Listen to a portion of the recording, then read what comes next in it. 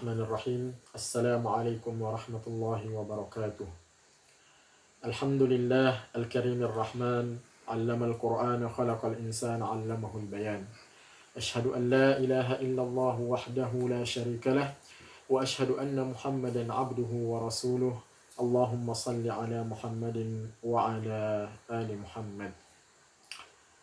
Sahabat-sahabat semua, pada kesempatan kali ini pertama, mari kita bersyukur kepada Allah Subhanahu wa Ta'ala atas limpahan rahmat yang telah Allah berikan kepada kita semua, sehingga di hari yang mulia ini Allah masih memberikan kepada kita semua kesempatan untuk melaksanakan, untuk bertemu dengan bulan suci Ramadan, yang dimana tidak semua orang bisa bertemu dengan bulan ini.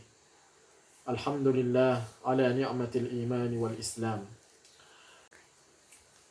Sahabat-sahabat semua, pembahasan kita pada kesempatan kali ini erat kaitannya dengan ibadah yang sedang kita lakukan di bulan suci Ramadan.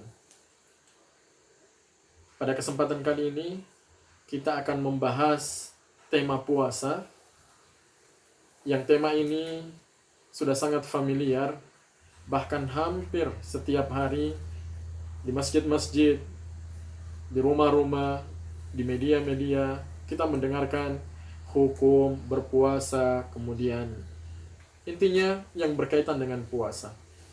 Tapi insya Allah pada kesempatan kali ini kita akan membahas tema ini dari sisi tafsir yang dikarang oleh Syekh Al-Allamah Muhammad Ali As-Sabuni di buku beliau Rawai'ul Bayan Tafsir Ayatil Ahkam Minal Qur'anil Karim. Beliau mengawali bukunya dan beliau mengatakan, Al-Muhadaratut Tasi'ah Fariidatus Siyami 'alal Muslimin. Kewajiban berpuasa terhadap setiap orang muslim. A'udzu billahi minasyaitonir rajim. Bismillahirrahmanirrahim. Ya ayyuhalladzina amanu kutiba 'alaikumus shiyam kama kutiba 'alal ladzina min qablikum la'allakum tattaqun.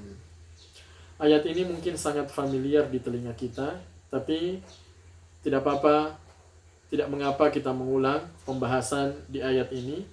Pertama, di dalam buku beliau menjelaskan tentang apa arti puasa dari sisi bahasa. Beliau mengatakan as-siyamu as-sawmu fil lughah. As-siyam atau as-sawm dari sisi bahasa artinya al-imsaku 'anis syai'i wa tarkulah. Menahan atau tidak melakukan sesuatu tersebut.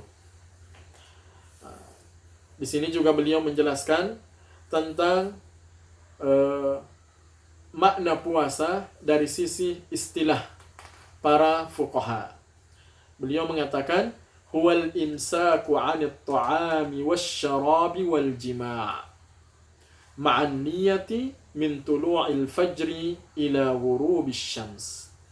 Dari secara ilmu syar'i atau secara syar'i, arti puasa adalah menahan diri untuk tidak makan, tidak minum, tidak menggauli istri. Tidak sampai di situ saja. Ma'an niyati min tulu'il fajri ila ghurubis syams. Harus disertai dengan niat.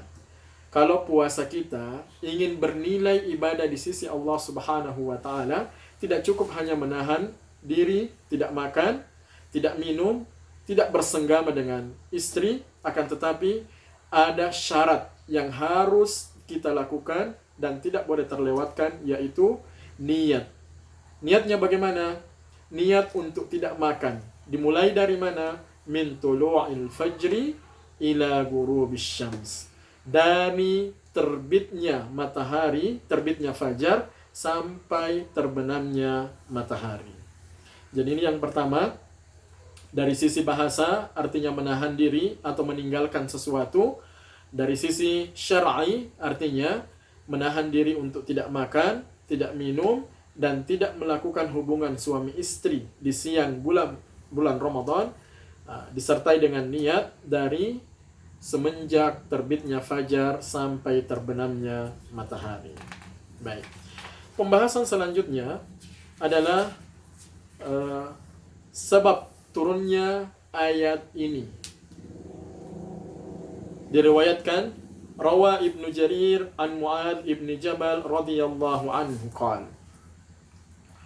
Inna Rasulullah sallallahu alaihi wasallam qadima al-Madinah fasama يوم عاشوراء وثلاثة أيام من كل شهر ثم إن الله عز وجل فرض شهر رمضان فأنزل الله تعالى يا أيها الذين آمنوا كتب عليكم الصيام حتى بلغ وعلى الذين يطيقونه فدية طعام مسكين قال فكان من شاء صام ومن شاء أفطر وأطعم مسكينا ثم إن الله عز وجل أوجب الصيام على الصحيح المقيم وثبت الإطعام للكبير الذي لا يستطيع الصوم فأنزل الله فمن شهد منكم الشهر فليصم.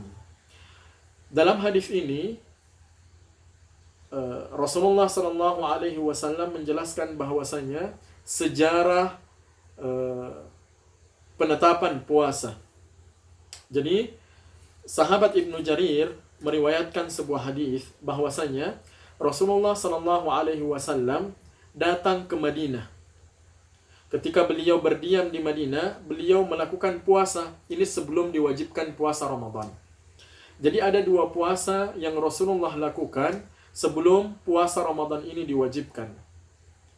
Puasa apa itu? Fasama yawma Ashura wa thalathata ayyamin min kulli syahr.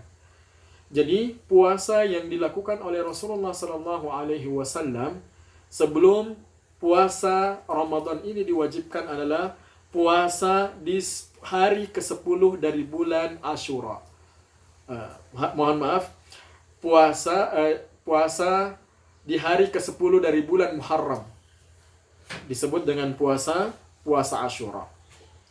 Wa thalathata ayyamin min kulli syahr. Dan Rasulullah Sallallahu Alaihi Wasallam juga melakukan puasa 3 hari di setiap bulannya. Sering kita sebut biasanya dengan puasa Ayyamul Biyad,